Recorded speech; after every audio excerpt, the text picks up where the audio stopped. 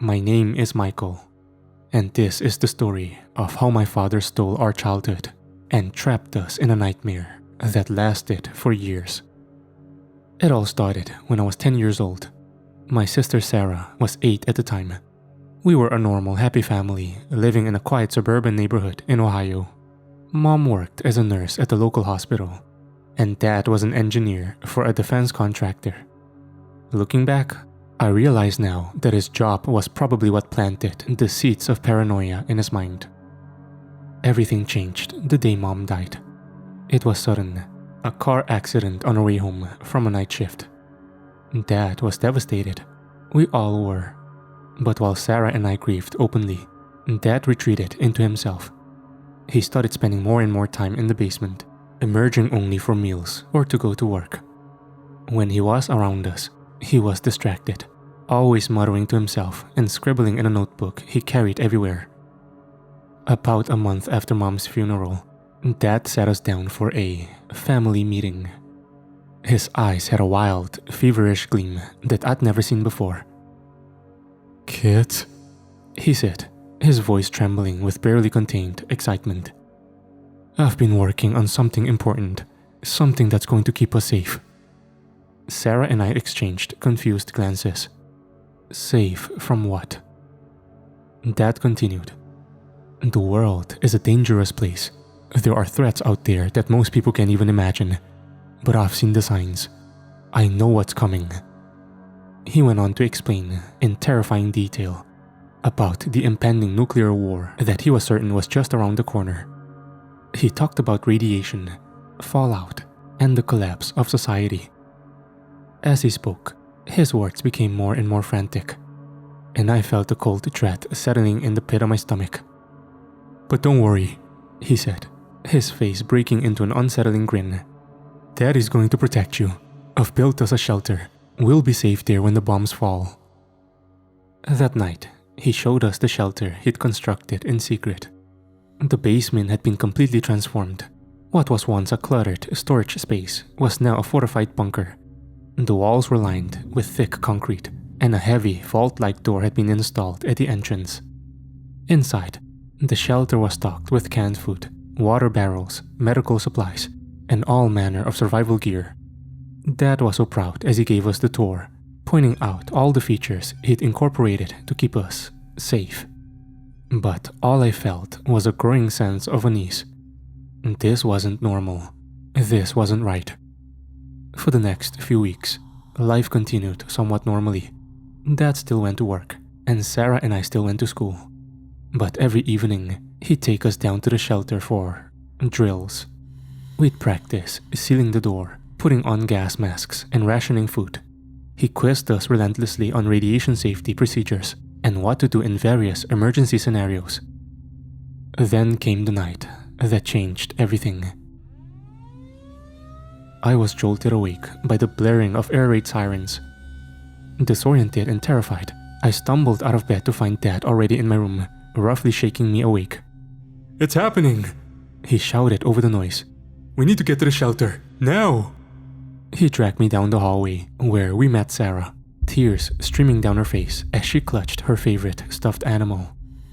Dad herded us down the stairs and into the basement. The shelter door stood open, bathed in the eerie red glow of emergency lighting. "Quickly, inside!" Dad urged, pushing us through the doorway. "We don't have much time." As soon as we were in, Dad slammed the door shut behind us. The heavy locks engaged with a series of metallic clangs that sounded like a death knell to my young ears. The sirens were muffled now, but still audible through the thick walls. "It's okay," Dad said, gathering us into a tight hug. "We're safe now. Everything's going to be alright." But it wasn't alright. Nothing would ever be alright again. Hours passed, and the sirens eventually fell silent. We waited, huddled together on one of the cramped bunk beds Dad had installed. He kept checking his watch and a Geiger counter he'd mounted on the wall, muttering about radiation levels and fallout patterns. Days turned into weeks, and still, Dad refused to let us leave the shelter. He said it wasn't safe, that the radiation outside would kill us in minutes. Sarah and I begged to go outside, to see what had happened, to find our friends and neighbors. But Dad was adamant. "There's nothing left out there," he'd say, his eyes wild and unfocused. "Everyone's gone. We're the lucky ones. We survived." At first, we believed him. We were young and scared. And he was our father. Why would he lie to us? But as time wore on, doubts began to creep in. The shelter's small TV and radio picked up nothing but static, which Dad said was due to the EMP from the nuclear blasts. But sometimes, late at night, when he thought we were asleep, I'd catch him fiddling with the dials, a look of frustrated confusion on his face. We fell into a monotonous routine. Dad homeschooled us, using old textbooks he'd stockpiled. We exercised in the small space to stay healthy.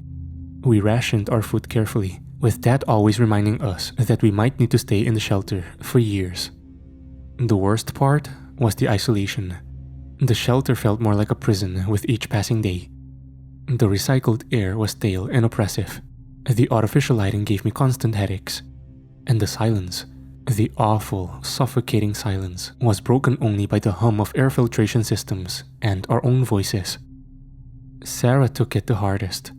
She was only 8 when we entered the shelter, and as the months dragged on, I watched the light in her eyes slowly dim. She stopped playing with her toys, stopped laughing at my jokes.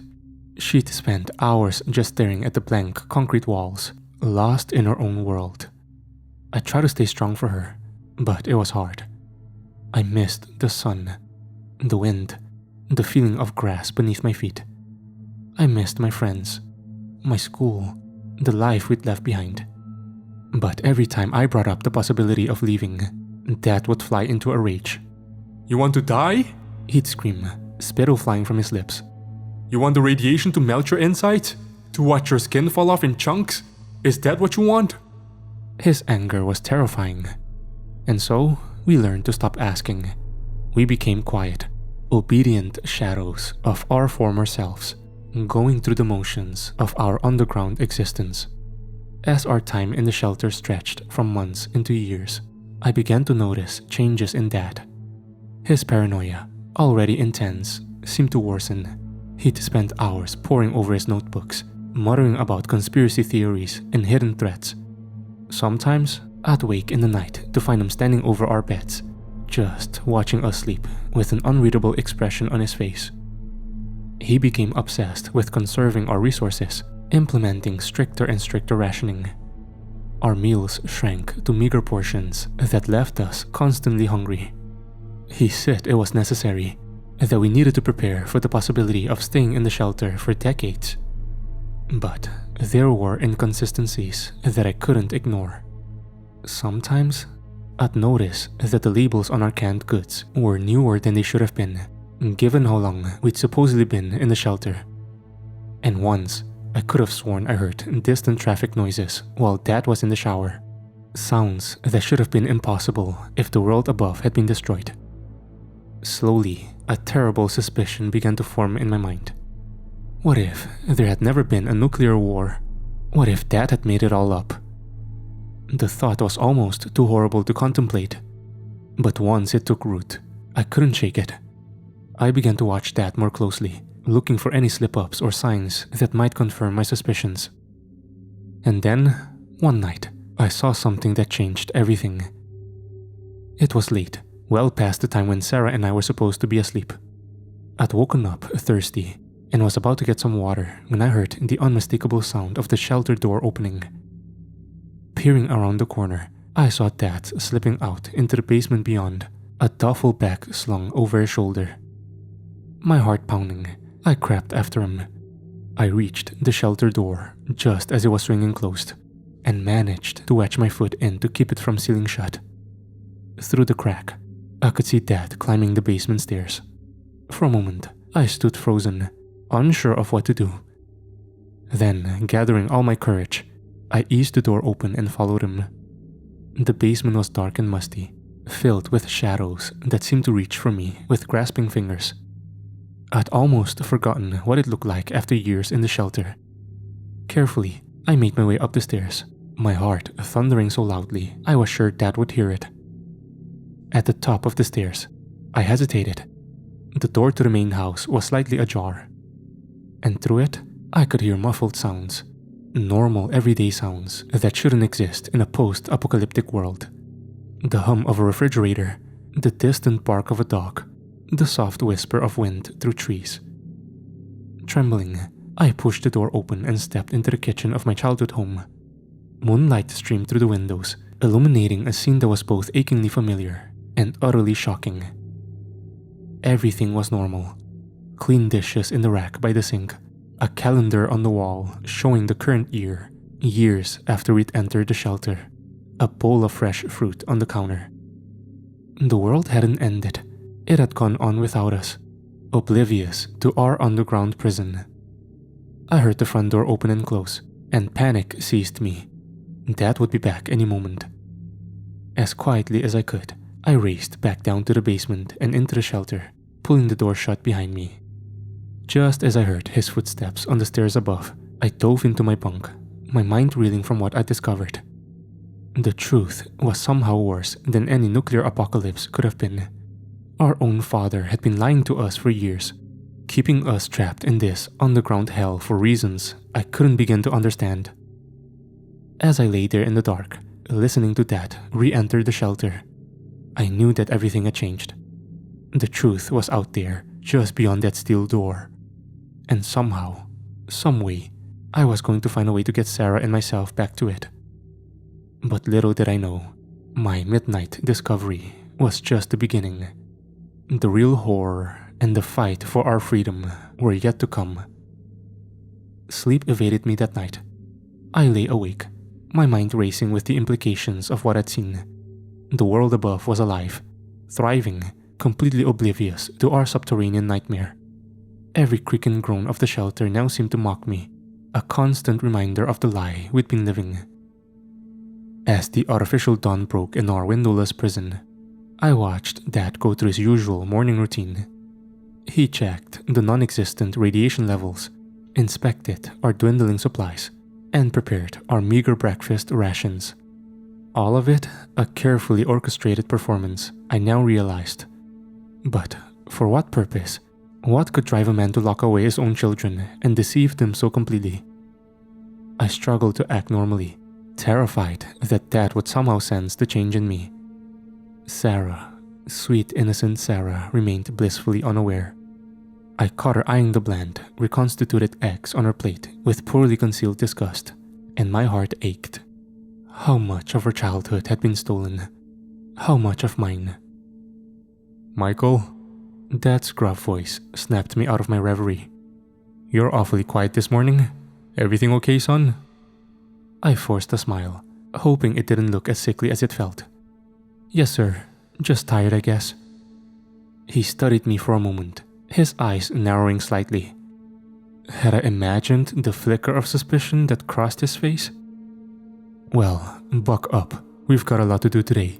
I want to run a full systems check on the air filtration units. The day dragged on, each minute an eternity. I went through the motions of our daily routine, all the while my mind working furiously to process everything I knew and plan our escape. But the harsh reality of our situation soon became clear. Dad held all the cards. He controlled the food, the water, the very air we breathed. And most crucially, he controlled the door. That night, after Dad had gone to sleep, I carefully shook Sarah awake. Her eyes, still heavy with sleep, widened in confusion as I pressed a finger to my lips, signaling for silence. Quietly, I led her to the far corner of the shelter, as far from Dad's bunk as possible.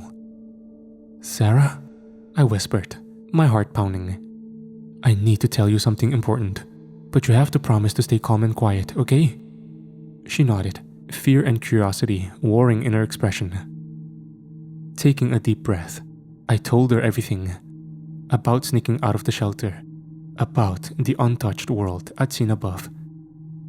With each word, I watched the color drain from her face. But that's impossible, she stammered, her voice barely audible. Dad said, the radiation. I know what Dad said. I cut her off gently. But he lied to us, Sarah. I don't know why, but he's been lying this whole time. Tears welled up in her eyes, and I pulled her into a tight hug. "What are we gonna do?" She sobbed into my shoulder. "We're going to get you out of here," I promised, trying to sound more confident than I felt. "I don't know how yet, but we will. We just need to be patient and wait for the right moment." Little did I know how long that wait would be, or how high the cost of our freedom would climb. The next few weeks were a special kind of torture. Every moment felt like walking on a knife's edge. We went about our daily routines, pretending everything was normal, all while watching Dad for any opportunity to escape. But he was vigilant, almost obsessively so. The shelter door remained firmly locked, the key always on a chain around his neck. Sarah struggled to maintain the pretense. I'd often catch her staring longingly at the door or flinching away from Dad's touch. More than once, I had to distract him when her eyes welled up with tears for no apparent reason. As for me, I threw myself into learning everything I could about the shelter's systems. I volunteered to help Dad with maintenance tasks, memorizing every pipe, wire, and vent. Knowledge, I reasoned, would be our best weapon when the time came to act. It was during one of these maintenance sessions that I made a chilling discovery. We were checking the integrity of the shelter's outer walls when I noticed something odd. A small section that sounded hollow when tapped. Dad quickly ushered me away, claiming it was just a quirk of the construction. But I knew better.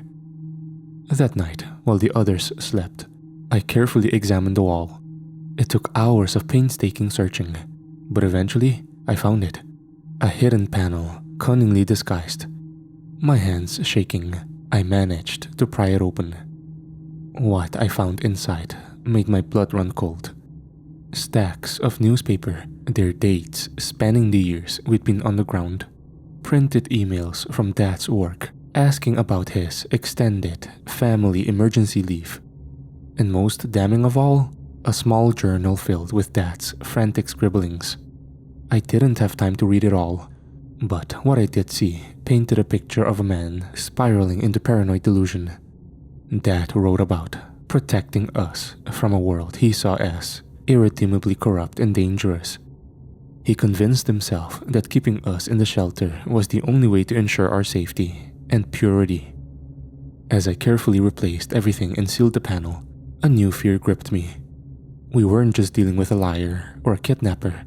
We were trapped underground with a madman. The next morning, Dad announced a new addition to our daily routine: decontamination showers.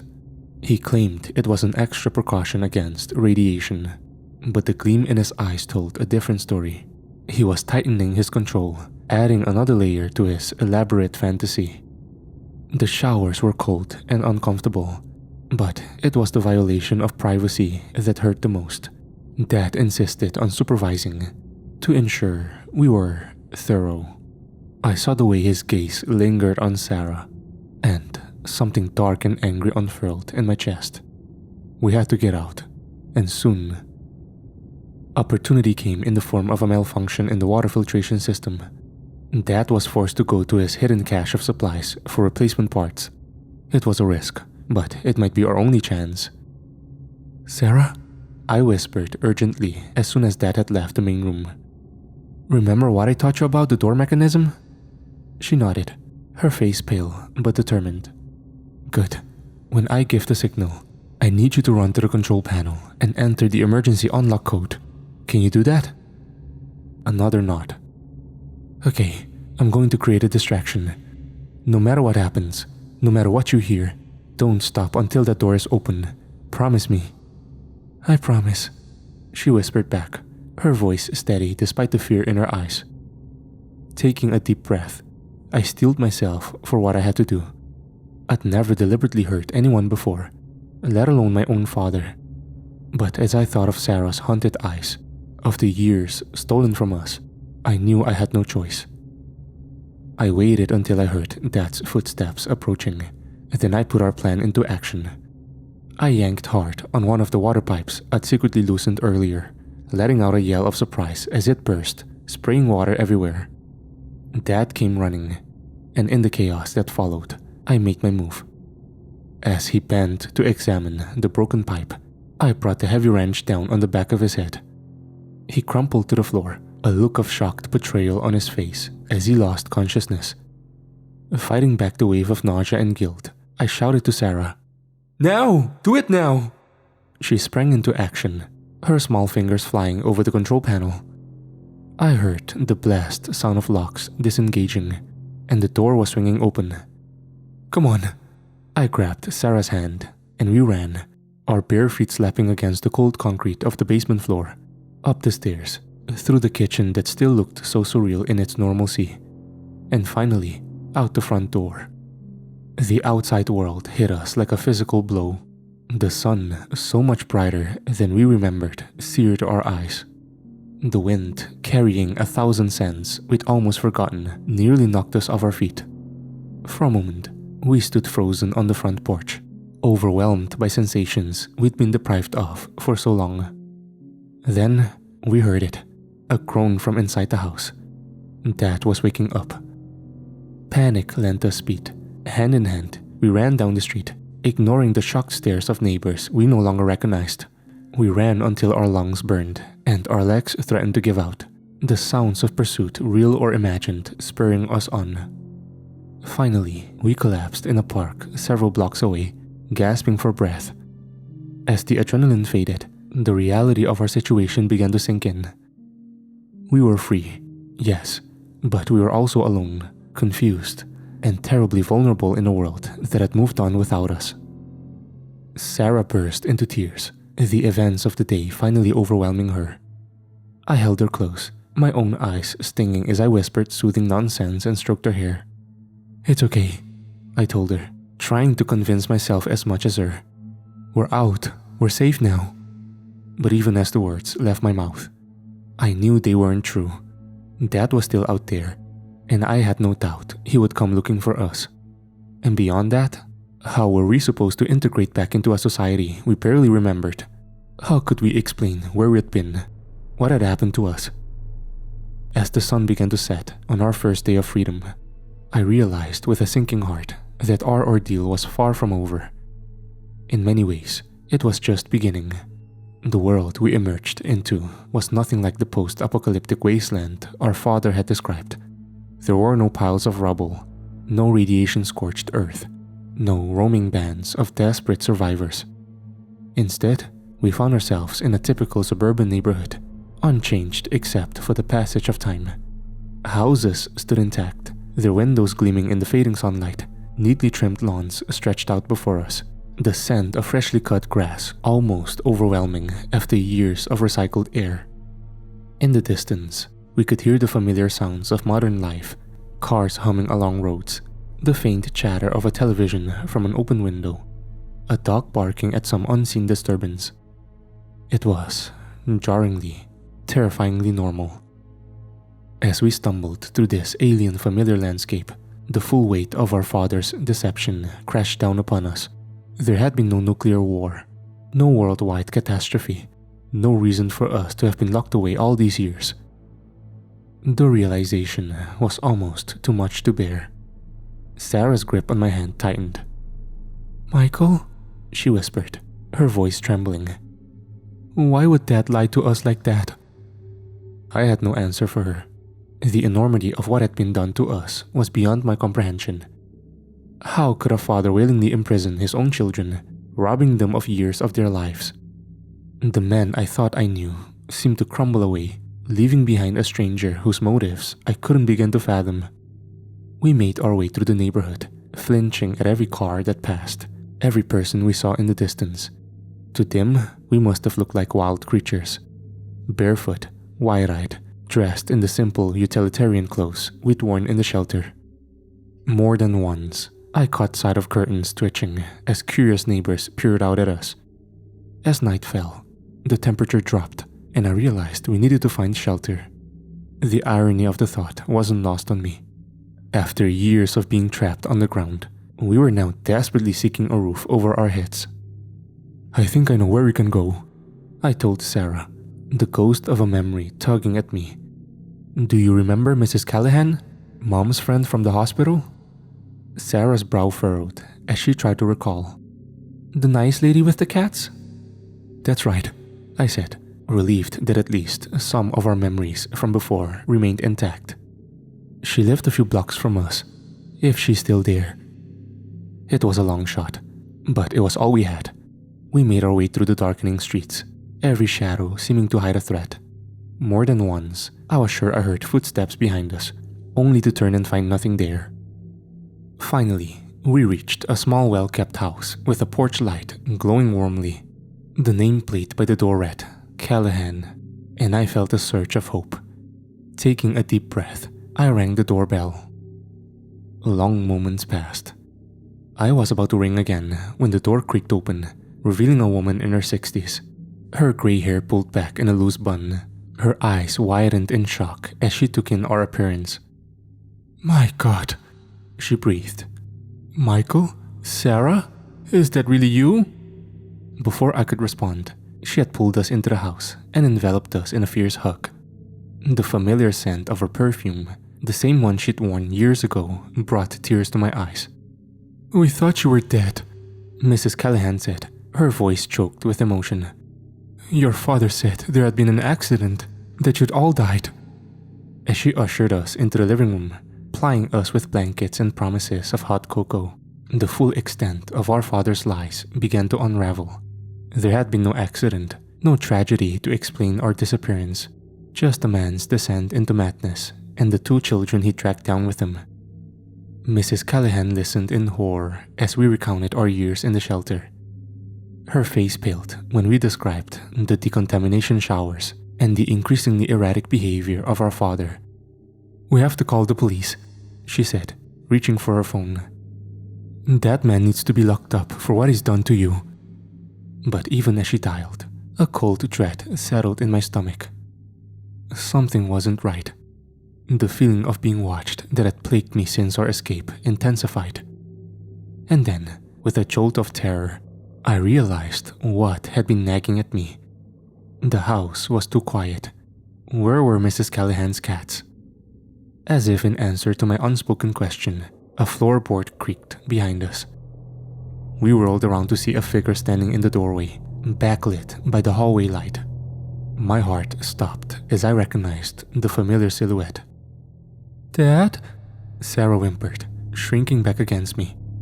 He stepped into the room, and I saw that he was holding something. The length of pipe I'd used to strike him during our escape. His eyes, when they met mine, were cold and empty. "I'm very disappointed in you, Michael," he said, his voice eerily calm. "I thought I'd raised you better than this. Didn't I teach you about the dangers of the outside world?"